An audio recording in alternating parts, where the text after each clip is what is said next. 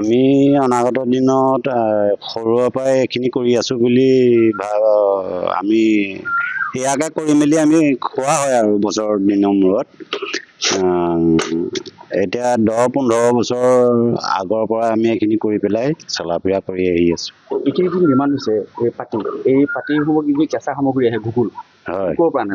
সেইটো আমি আমাৰ যিখন বিল আছে এই কলবিয়া বিল, এই কলবিয়া বিলখনতে এইটো বস্তু হয়। তাৰ পৰা আমি কাটি আনি পেলাই ৰ'দত শুকুৱাই লৈ পেলাই এইটো তৈয়াৰ কৰা হৈছে। ক'লৈ যায় আপোনালোকে সামগ্ৰীখিনি? এইখিনি গাঁৱতো বিক্ৰী হয় আৰু বিহৰা বজাৰতো বিক্ৰী হয় আৰু আমাৰ ওচৰে পাজৰে যিখিনি অঞ্চল আছে সকলোতে আমি সত্তৰ। কিমান দামত যায়? এখন বিচনা মানে আছে 500 টকাৰ পৰা 400 টকাত দিওঁ আৰু এখন আছে 300 টকাৰ পৰা 250 টকাত দিওঁ আৰু নিম্ন খাপৰ যিখন ধৰা হয় এই ধৰাখন মানে 180 টকা এনেকুৱাকে দিয়া হয়। ঘুগুলৰ পৰা আপোনালোকে আৰু কি বনায়? ঘুগুলৰ পৰা আমি অকল পাতি হয় আৰু ধৰা হয়, তাৰ পৰা একো নহয়। ইয়াৰ পৰা পৰিয়াল পোহপাল আৰু তেনেকেই চলা গতা হৈ আছো আৰু। চৰকাৰীভাৱে কিবা এইবিলাক একো নাই। চৰকাৰৰ লগত আমাৰ এইটো সহযোগ হোৱাই নাই আজিলৈকে। আজিয়ে প্ৰথম বুলিয়ে ক'ব পাৰি। চৰকাৰে কিবা আহ্বান জনাব নেকি? আহ্বান মানে আৰু আমি দৰিদ্ৰ সীমাৰ মানুহ।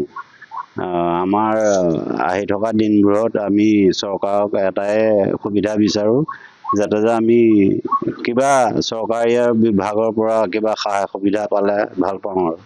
হয়, আৰু এগৰাকী মহিলা আছে, আমি তেওঁৰ পৰা কিছু কথা জানিব চেষ্টা কৰিম। বাইদেউ, কিমানমান দিনটোত কেইখনমান আপোনালোকে ধৰা উলিয়াই? দিনটোত 6খন ধৰা ওলোৱাওঁ, ঘৰৰ কাম বন কৰি মেলি লৈ পেলাই। আগবেলা 3খন লগাওঁ, পাছবেলা 3খন লগাওঁ। পৰিয়াল পোহপাল এইখিনিতে চলে? এইবিলাকতে চলি কৰি থাকোঁ আৰু। মতা মানুহে বিজনেছ কৰে, মানে জালৰ বিদ্যা কৰে।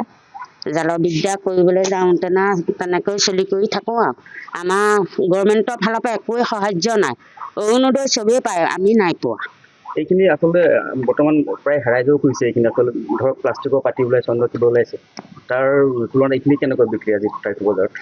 সেইবিলাক সেইবিলাক 50 টকা যায়, আমাৰবিলাক 100 টকাকৈ যায়। এইবিলাক হাতেৰে বোৱা, সেইবিলাক মেচিনে বৈছে।